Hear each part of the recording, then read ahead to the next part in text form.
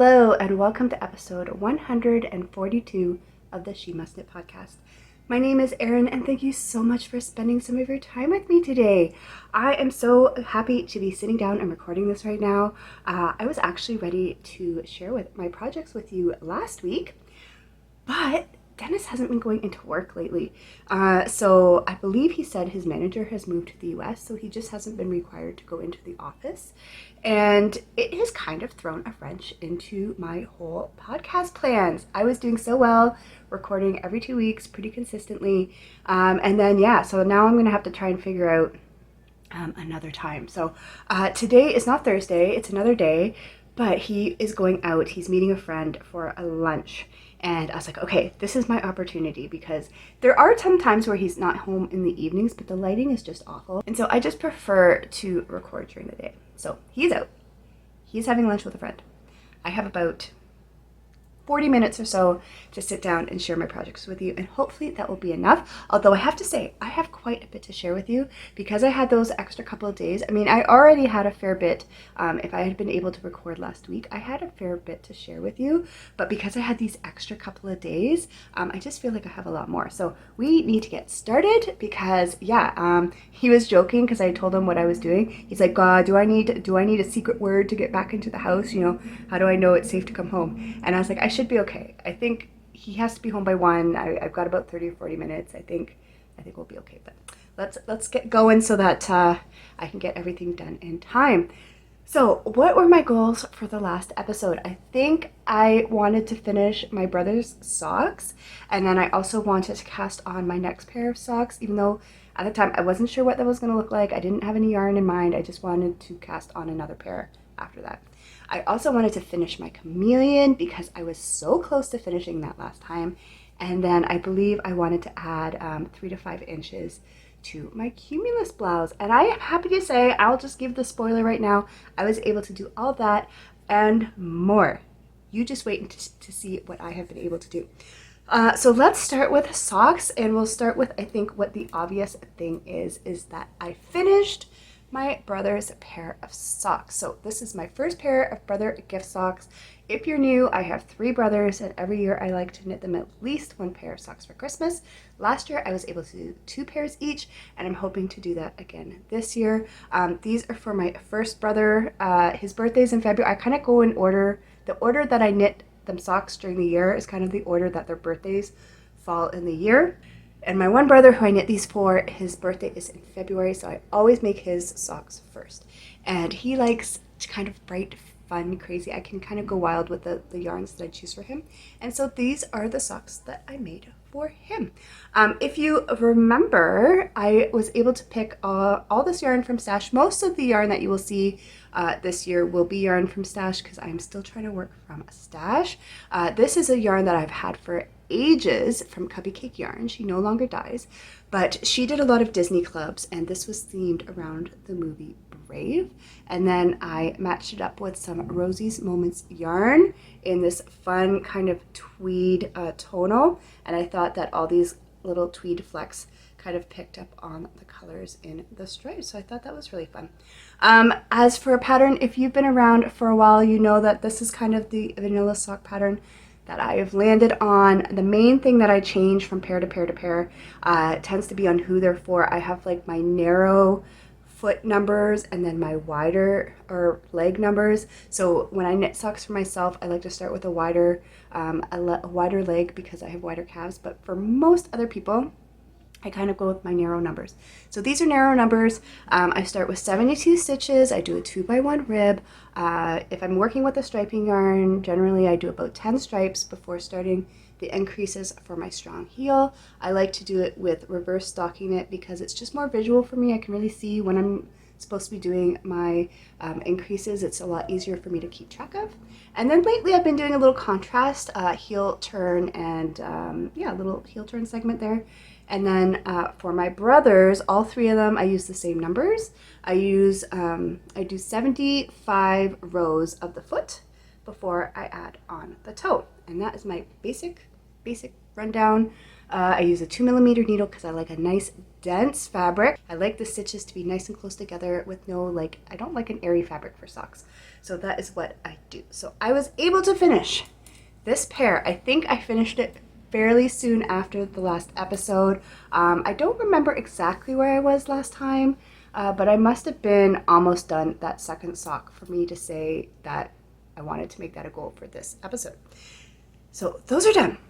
The other sock goal that I had was to cast on the next pair of socks. I didn't know what yarn I was going to be using. I didn't know who the socks were going to be for. I just knew I wanted to cast on my next pair and get those going.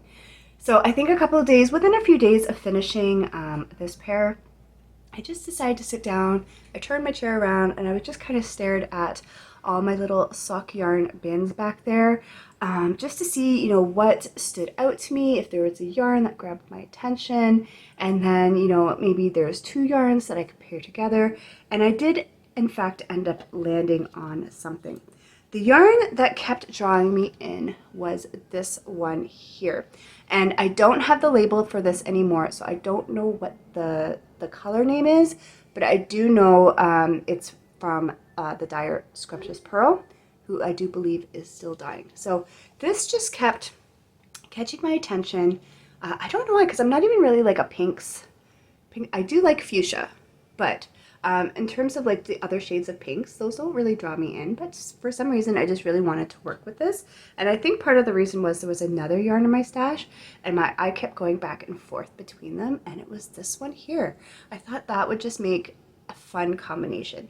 The colors are very similar, but these ones are just more intense versions.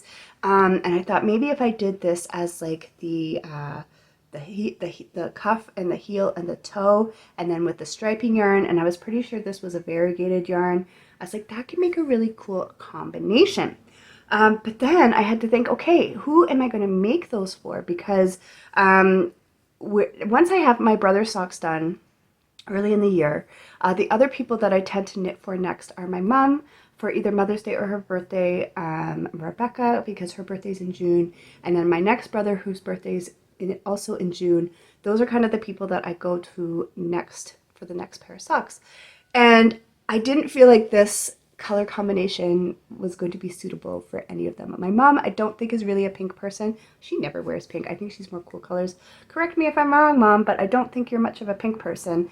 Rebecca, I don't think is much of a pink person. And then this particular brother, I don't think he would wear pink and purple, or he probably would wear them if I gave them to him, but I don't think pink and purple socks would be his first choice. But for some reason, I just really wanted to make this pair. So what I decided to do was to make them for my mother-in-law, so Dennis's mom. I have made her socks in the past, but it's not a consistent thing. I don't make her socks every year. I do think the ones that I have made her, she has enjoyed. But yeah, I was like, you know what? I think it's time to make her another pair. The last time I would have made her a pair was probably before Kira was born.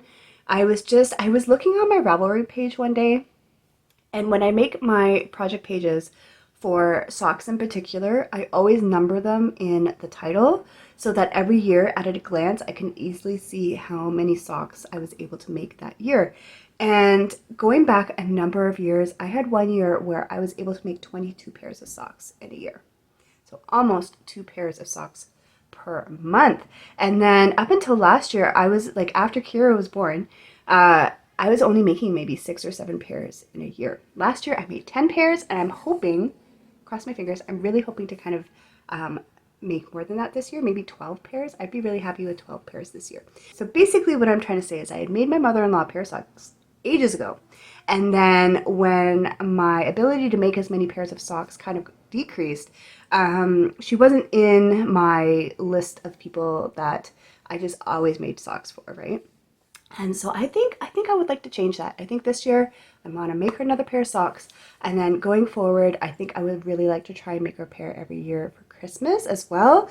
This past Christmas, I put together a little gift box for her, which is some, like, you know, teas and treats and chocolates and stuff. And I think a pair of socks would just fit really nicely into that kind of, you know, pampering, self-care, like, you know, special items kind of box that I was doing. So yeah, I decided I was going to make this pair for her. Now, do I know if she likes pink and purple either? I don't, but I do know she is someone who just appreciates everything, and I think she will wear them regardless. And I do see her wearing more like softer colors and stuff like that, so I think they'll be okay. And surprise, surprise, I was actually able to finish the first sock. I was not planning on having the first sock of that next pair done for this episode, but I just got into a groove knitting these, and this only took me maybe 3 days or so, which reminds me back in my heyday of Desert Vista Dyeworks socks knitting, way before Kira, and when Avery was older, and I remember there was weekends where if I just wanted to knit all weekend, I could make a pair of socks in 4 days, like a whole pair in 4 days, and then I'd have the whole rest of the month to make another pair, which is why I think I was able to make almost 22 pairs in a year. But that was a long time ago, and I haven't been able to do that since. But this sock, I think, only took me 3 or 4 days. So I am getting closer to getting back to that quantity of socks every year, which would make me so happy because I have so much sock yarn, and I would love to be able to knit through it. But yeah, I was able to finish the first sock of this pair, and I did use my narrow sock numbers for this, so 72 stitches. Everything else that I talked about with my brother's socks are pretty much the same, except for my mother-in-law's feet. I think she's a size 8, so she's just slightly smaller than mine. And so I think I do 60 rows from the heel to the toe. I do 60 rows, and you can see I've got my little markers there, all marking my 10 row increments, so that when I get to the foot of the second sock, I can just move those over and I know where I am. And I think you can kind of see how those two yarns look together. Like the yarn, the colors between them are similar, but I think the contrast is kind of fun. And also because this is a variegated, you can see the cuff here kind of did this like pooling thing, and then the heel and toe are a little more stripy because the numbers are smaller, but I think it gave it a pretty neat little effect. So that is my first sock done, and I made sure as soon as I finished that first sock to immediately cast on the second one, because I find that is the best way to avoid those singular socks just sitting around and not getting back to the pair, is to just cast that second sock on right away. That way, if there's ever a moment where I'm like, ooh, I feel like I could just knit on something for a little bit, something really easy, I can grab that sock. So I cast on the second sock right away, and this is how much I've been able to get done. So you can see I've got my cuff done, and then I am just working through the leg, and I think I did about 10 stripes as well on that before starting the heel increases. So I think I'm getting close, maybe 3 stripes or so more, and I will be able to start the increases on this. And yeah, I think if I can put my mind to it, I can probably finish this second sock in another couple of days. So that will be great. 2 socks done for the year. I will say my brother's socks are the first pair of the year that I have started and finished in this year. The other 2 that I was able to finish earlier were carryovers from last year. But yeah, I will soon have 2 pairs of socks for about 2 months, although we are in March. Anyway, I did finish 2 other pairs of socks, so we'll catch up. We'll catch up. Okay. So I was able to get those started and almost done, and I am really enjoying how they're looking, and it will be nice to have those done and set aside, because I think what's happened in past years is we get to the fall time when, you know, that gifting mindset starts to set in, and I always think, oh, I should make, you know, Dennis's mom a pair of socks for Christmas. That would be so nice. And then I just don't have time. I run out of time and I never get around to it. So it's kind of nice to get this pair done early in the year, and then I don't have to worry about it. So those are the socks that I've been working on and that are currently on my needles. And yeah, what is next? I think the next thing we will talk about, so another one of my goals from the last episode was to finish my Chameleon. I think I started this, I think I got it wrong in the last time. I think I said it was May, maybe it was April. Anyway, last year in April or May is when I started this project. And then it got set aside. I don't think I really worked on it at all over the summer. I didn't work on it at all over in the fall. Pattern up here, if you're not familiar. But it is a toy chameleon. And the way that the designer has written the pattern so that it really looks like a chameleon, there's just a ton of shaping. There's a ton of wrap and turns. There's a ton of grafting. Nothing overly hard. Like looking back over the project as a whole, there was nothing that I found difficult technique-wise. It was just a lot of little parts that I had to concentrate on. But as you can see from the pattern, like I think the result is worth it. So last episode, I think I was almost done. I had finished the legs and I just had the eyeballs, the head, and then the underbelly to do. And I was like, okay, I don't think it's going to be too hard to do. That's why I made it a goal for this episode. Well, guys, I think right after that episode, right after I, turned off the camera and went about my day, I decided to just sit down and work on the chameleon. I finished it that night. I finished it within that night. Each of the parts were not difficult. They just weren't, they were all little parts that didn't take very long. But I finished him and I am so glad that he is done, and I think he looks uber cute. So this is my chameleon. Look at his little face. I think, yeah, like I said, one of the things I had to do after last time was the eyeballs. So that was just picking up stitches in this area here and then decreasing and then binding off, like pulling, putting the yarn through the stitches and pulling tight. So I had that eyeball, and then this eyeball ended up being a slightly different color. I had done the shaping for the head last time. Oh, I had to do the dorsal fit. That's the other thing I had to work on. Now this one, I'll show you from this end because you can kind of see the pickup edge. This is one part of the pattern that I kind of went on my own path for, because the way that the pattern had you make these little frills, I just felt was like way more work than I wanted to do for this effect. So the original pattern had you pick up stitches, and I was fine with that. I did that. And then there was like a couple of rows, like there was like knitting and there was some yarn overs, and I was like, okay, we're doing a picot edge, right? We're going to do a picot edge and then kind of go from there. But that was on one needle. And so I had that done. I had the stitches picked up. I did the couple of rows. I did the yarn overs and whatever. And then all of a sudden I was going to be picking up stitches on the other side and doing the same thing and then grafting. And I'm like, hold up. I was like, why am I grafting all these stitches if the end goal, I'm sure the patterns version gives you a more professional look. But the idea of doing all that grafting with the yarn overs and stuff just to get a little frilly edge, I was like, no, I think I'm just going to do it a different way. And so I just ended up picking up with a crochet hook and then doing a little crochet, some stitches where you go in and doing, I don't remember what I did, honestly, but I just made it look frilly, okay? I made it look frilly, and that's what we have here. We have this little frilly edge, and I went down his tail there. And I was quite pleased with that. I am happy enough with how this looks. And then I had the legs done last time, but I had to actually stitch them into the body, and the pattern is written so that there's holes.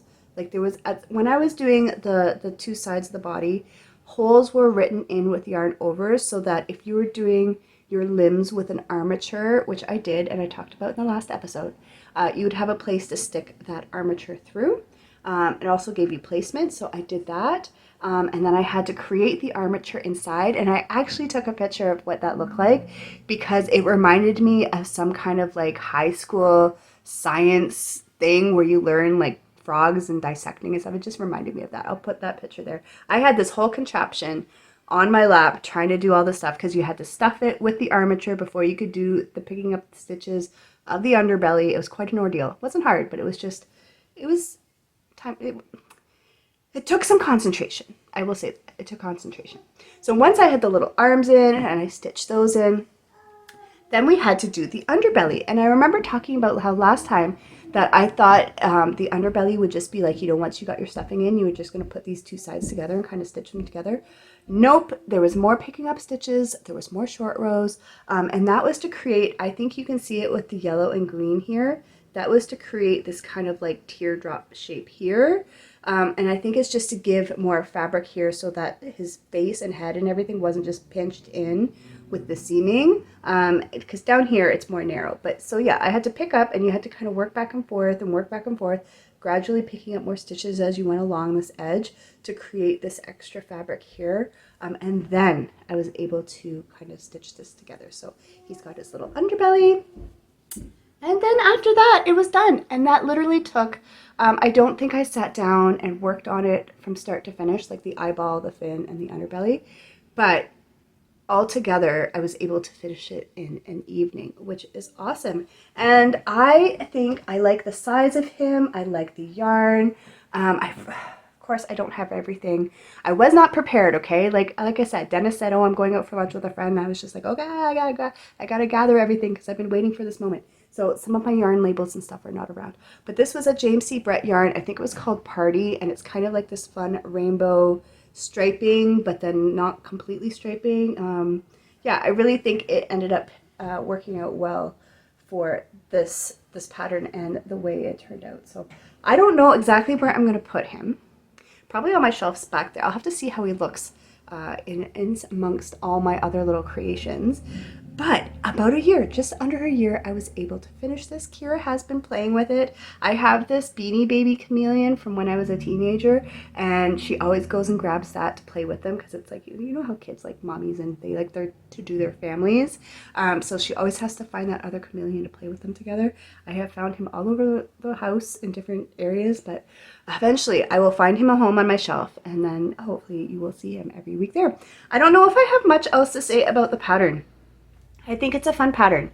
I think if you have your heart set on making a realistic chameleon knitted toy, it is a good pattern for that. You have to be prepared for lots of wraps and turns and lots of grafting, but none of the parts are complicated. I found as long as I was writing out my rows, and then it's a pattern where you have to follow row by row. I would write out my rows, like not the instructions, but just like the numbers. And then after I completed each row, I would just tick that off so I knew exactly where I was if I had to get up and step away. And I think I mentioned in the last episode that the hardest thing for me with this pattern was just the diagrams that the designer used weren't always the clearest in, like, it didn't exactly show you where to put certain things. So they'd say, oh, according to the diagram, do this for the next step. And you couldn't really see in that diagram what exactly they were talking about. I think if the diagrams had been clearer, the pattern would be would have been much easier to follow. But I ended up with a chameleon that looks like the pattern in the end, and I'm quite happy with it. And that's all that matters. And that was to fulfill, I think when I started it last year, it was to fulfill a square on my bingo card of using a PDF pattern from my library that I had already purchased. But then obviously I didn't finish it last year. So this year it will be applying to a square on my bingo card of finishing an old whip. So it still works towards my bingo card, which is awesome. And I am so happy that I finally finished that. The only thing that I am not happy with, that I will say, and I don't think this is a pattern thing. I think this is just because not everybody's chameleon in the project pages look like this. I think it just has to do with how how it was constructed. I don't like how curly my tail is. Like, it's not like a nice little spiral like a chameleon. Like, if it had just been that, I think I would be happy with it, but it was much longer, and that's probably because I used a chunky yarn. And it's more spiraled, and I would rather it just be kind of more like how it looks from this side. Yeah, like if it was just like that, but there's all this extra stuff. So I haven't decided yet if I kind of want to stitch that in place, so that it's not just sticking out like a little, whatever. But that's the only thing that I'm not 100% happy with, but I don't think that was a pattern thing. That was just a sizing up the project, and then depending on how tightly you bound those stitches off or grafted those stitches, it kind of made the curl. So I think it was just a combination of things that made it look like that. But honestly, I mean, Kira's not going to care about that. And if I just have it on my shelf, you're not really going to be able to see that. So in the grand scheme of things, does it really matter? Probably not. But yeah, I was able to finish the chameleon. Okay, so that is my next goal. Moving quite along because I think Dennis could be home soon. Let's go on to the next thing that you're probably expecting to see, and then I'll go into some of the other things. So next, as I mentioned in the introduction, my other goal was to get another 3 to 5 inches knit on my Cumulus blouse. And I was able to do that, and I am quite pleased with where I am on this project. I had mentioned last time that I was going to pull out my green Cumulus blouse. So that's the first version of this pattern that I made that I wear all the time, that I really like. It's the whole reason that I wanted to make a second one. And I was going to lay it out and put this one on top and just make sure that the sizing seemed similar, and also to mark how long the body of the sweater was, so that I could make this one the same length. It would also give me, without having to try this one on all the time, it would let me know how many inches I had to make the body before casting off, etc. And that I did that, and I will say everything is looking great. Even the armholes, which I thought looked a little like they could be a bit big on this one, they matched up well with the other one. So sizing wise, everything looks like it is working out great. So this is where I was. I put a little marker in. Let's see, here we go. So that marker there is where I was in the last episode. I had ended off. Like I said, my goal is to add another 3 to 5 inches. And I think you can see that I have done that. I have added a pretty good portion there. And we are getting to the point where the body is almost done. And I'm so excited. Not that I'm looking forward to doing the sleeves, because the sleeves are my least favorite part of making a sweater. But I'm almost done at the actual sweater. So when I laid this on top of the green version, I measured from the bottom of the V-neck, so where the V ended, I measured from that to the bottom of the hem, and it was 16 inches on my other sweater. So right now, where I am here, I am at 15 inches. I decided to stop here because I had finished a full ball, and so I knew it would just be easier to show you guys without the ball attached and rolling around. But I am at 15 inches.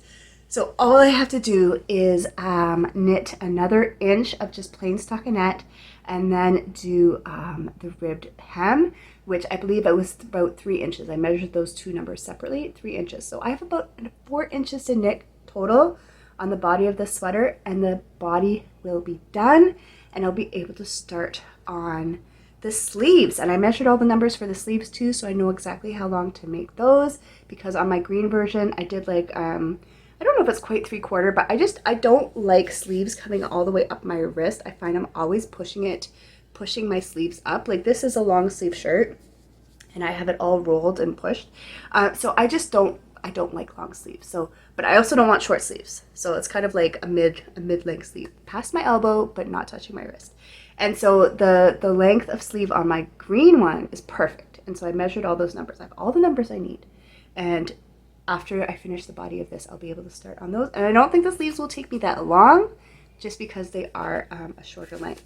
So as a reminder, this is the yarn that I am using here, and I am still really enjoying this yarn. I still have it in my head that I want to get another sweater quantity of this to make another Cumulus. If this one goes well, I said before, I'm going to make sure that I finish this one. I'm going to make sure that I wear it. I'm going to make sure that I wash it, just to see how this yarn holds up and how comfortable it is to wear. But I have my eye on another colorway to make another sweater, because I just really like the fabric of this sweater. It's an acrylic cotton blend, and it's got a little bit of a halo, and I just love how it's not one flat color. All the colors in this yarn range kind of have this like two-tone, it's not really marled, I don't know what you would call that, but it just gives life to the fabric. And it's actually quite an affordable yarn. I think I found a store in Canada. It's about $6-7 a ball, and I have been keeping track of my number of balls used for this, so I know exactly how many I need, and I think I'm at 6 balls right now. So I'm going to be adding my 7th to do the hem. And then I don't think the sleeves will take more than a couple, so I'm like maybe 10 balls. Maybe 10 balls I will be able to get this sweater knit. So that is it. That is my progress on my Cumulus. I've added another couple of inches and I'm almost done on the body. If you're looking for more information about needles and all that stuff, and some modifications that I've done in sizing, I believe I talked about that in the last episode, but I will go over that again when it's completely finished. I'll try and remember to go over needle sizes and what I did with the pattern and everything like that. Basically, it's just a nice plain V-neck sweater that I find is just a really flattering and easy to wear shape for me. So I really like this pattern, the Cumulus blouse. love it. I'll put a little thing up there so you can see the original. But yeah, I really enjoy this pattern. So that is the last thing that you have seen previously. And now we're going to get into a new thing that I whipped up, and then also some updates on projects that are either finished or going to be finished, just some little project-y, updatey things. So I don't remember if it was over the weekend. It might have been over the weekend. No, it wasn't over the weekend because it was before I was going to record the last episode.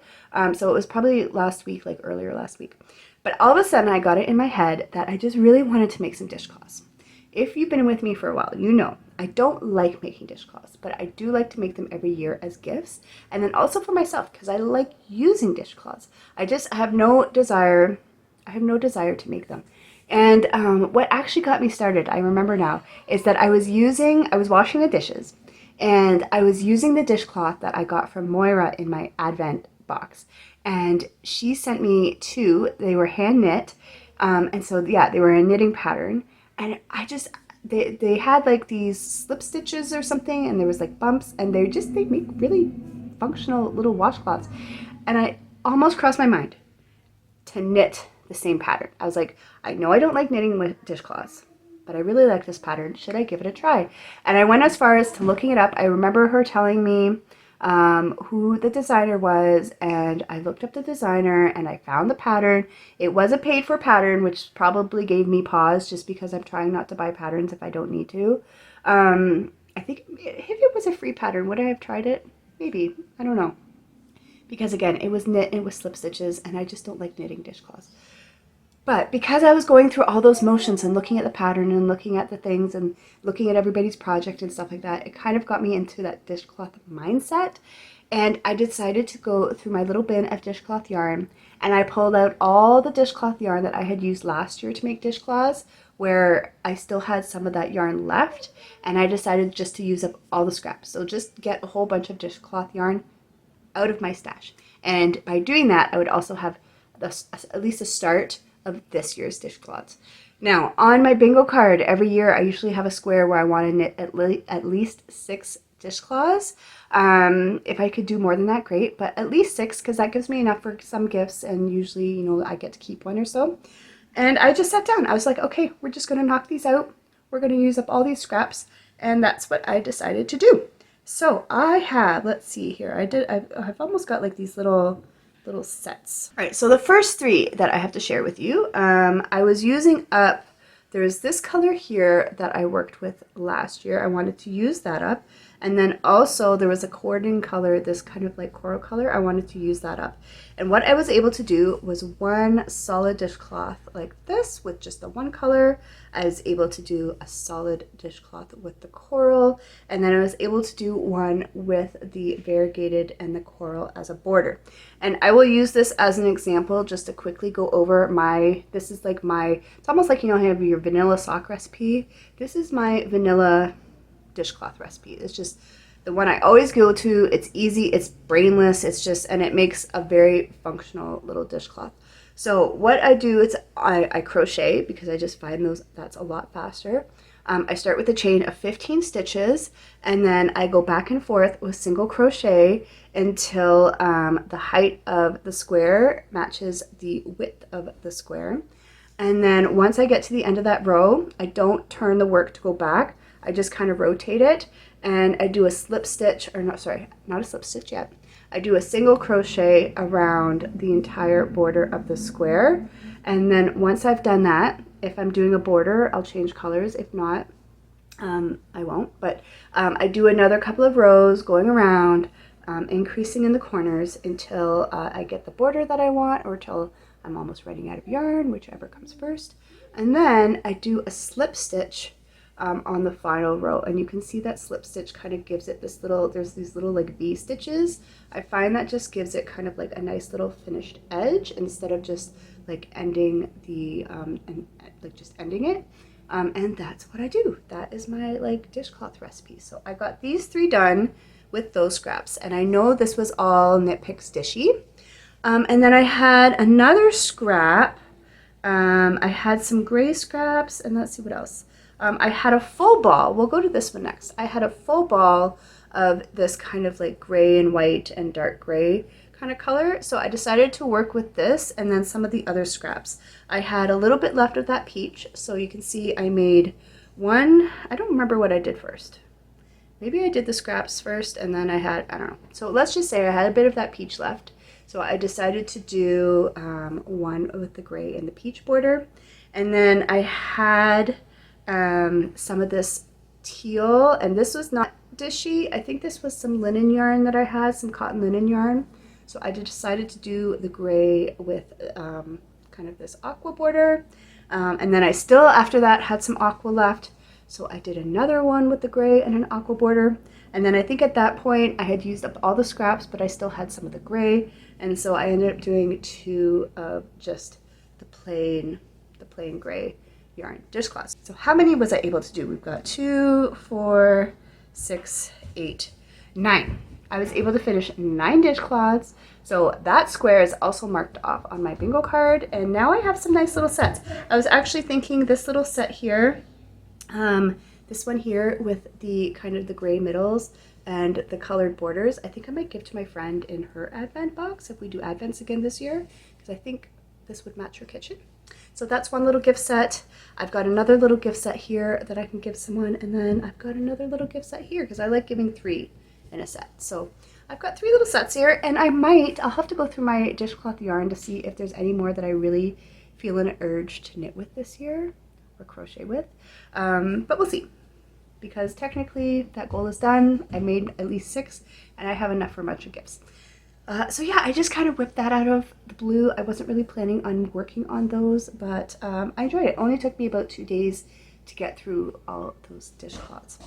And then finally, I've got some quick little updates. So you'll remember that I had made this hat at the beginning of the year. I think this was to work with some hand spun, and I shared that with you. And I had, at the time, I finished the actual knitting, but I had said that I wanted to put a pom-pom on it, and then, you know, if I came up with a pom-pom or found a pom-pom or brought a pom-pom, I would add it. Well, I was at my mom's in February for my brother's birthday, I think, and she had a whole bag of pom-poms that she bought for like kids' hats and stuff, and I found this one. Now the lighting is blowing it out a little bit. I don't know if I can I don't think I can adjust it. No. It's a little bit of a darker and brighter teal than is showing up on, at least on my screen. And it's got these little black tips. So I thought it matched this yarn perfectly. Now, these are meant for like kids' hats, so it's a little bit small, but I still think it matches it pretty well, and I still think it's pretty cute. But yeah, I can now call this project completely done, like done. I'll have to take a new picture of it with its little pom-pom and add that to my project page. But this is done. And this, if you'll remember, is the Grateful hat. If you need like a super fast, we're talking like 2 hours fast hat, I've done a couple of these now, and it is a great pattern for a quick knit. You get these little wrap stitches here, and it works really well for hand spun as well if you have some thick hand spun. I think this is 3 strands of stuff held together, but yeah, I want to update you and show Mom, because she was wondering, she's like, how did the pom-pom work out? And I'm like, here, Mom, you can see this is how it looks. I think it looks really cute. And then the other update I wanted to do, and then that will be it for this episode, is you'll know that I've been working on collecting yarn, the Bernat blanket yarn, for a blanket that I want to make for my friend's daughter for Christmas. And I want to do it in different colors, so I've just kind of been picking up balls here and there. And this is the first one that I showed you. I don't think, was it last time? It was either last time or the time before that. I picked this up from Walmart, and this was kind of like my starting point for this blanket, because when I asked her what colors her daughter's favorite colors at the moment were, she said light pink, light purple, and light blue. So this was my starting point. And then I was like, okay, as I see other colors that work well with that kind of color story, I will pick those up. So then maybe 2 weeks ago or so, I was at Walmart, and I decided, let's go look at the Bernat blanket. Let's see if there's another ball of yarn I can pick up. And I found this one. So this is Bernat blanket Sparkle. I don't know. I think you can see. Can you see the little sparkles? There's some like coordinated sparkles in there. So I picked up this one. And this is going to work as my like light blue. They didn't have any, and I haven't seen any that's like a light like baby blue. But to me, like a light aqua, that's still kind of in the blue family. So I thought, okay, this is the next one I'm going to pick up. I think it will, once my vision comes together, I think this will go well. Basically what I want to do, and I shared this in a previous episode, is I want to do something with like stripes like I did for Kira's blanket, where you work, there's like, you work into the center. Anyway, it will make sense when I actually start it. But I want 2 variegated yarns, 2 solid yarns, and then like a twist, because Bernat Blanket makes these twist colorways. And so I have my variegated, I have a solid.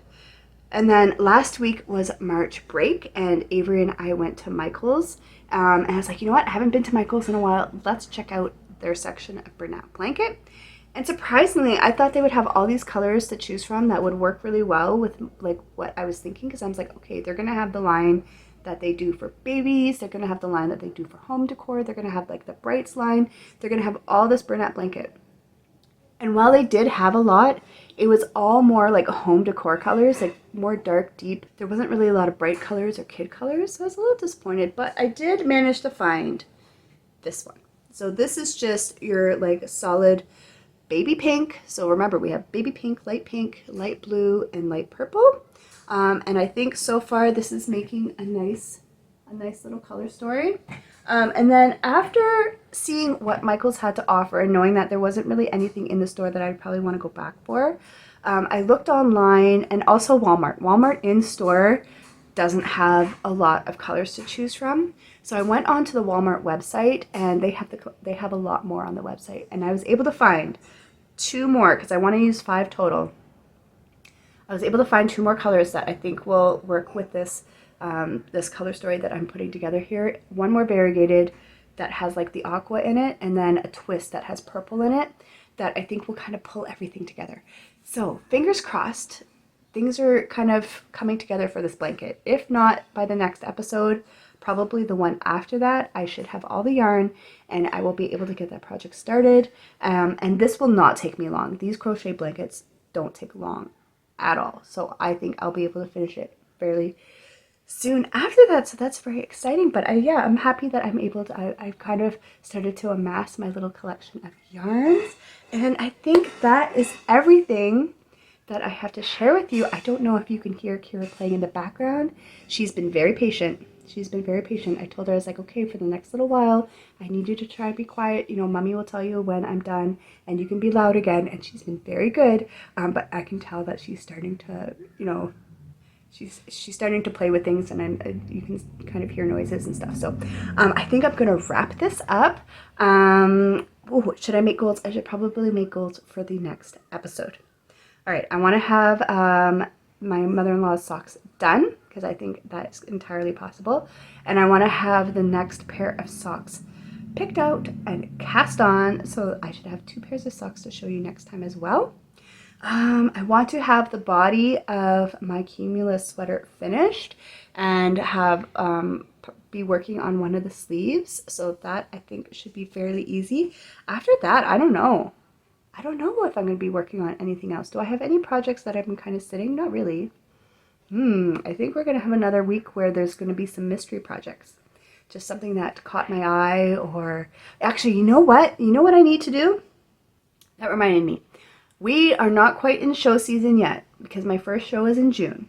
But one of the goals on my bingo card was to knit 2 samples for my booth, because I really want some small, easy 1 or 2 skein projects for the yarn that I do. And I wanted 2 samples, and I have picked out patterns that I think will work. It's just a matter of casting them on and doing them. So I want next episode to at least have cast on 1 sample project. That is what I want to do. Okay, so that's 3 goals. I think that's good. There might be some other things, who knows. The other thing I wanted to do, or should I wait till the end of the month? Am I going to have another episode before the end of the month? You know what? Let's wait. Let's wait, and either I'll have another episode by the end of March, or when at the very beginning of April, and we can do a bingo card update, because I have been able to add a couple of squares with some of these projects. I've been able to complete a couple of squares. So next time we will do a bingo card update, and I will just quickly say, if you are not familiar with my Crafty Bingo Challenge, head over to the Bling Your String group. It's a lot of fun. You get to create your own bingo card with your own goals, and yeah, it's a lot of fun. You can check out the thread there and see what everybody else is doing, but that is what I'm talking about when I mention my Crafty bingo card. So I think that will be it for now. I hope you're having a wonderful day, evening, weekend, whatever you are doing. I hope you are crafting on all the things that bring you joy, and I will talk to you very soon. Bye.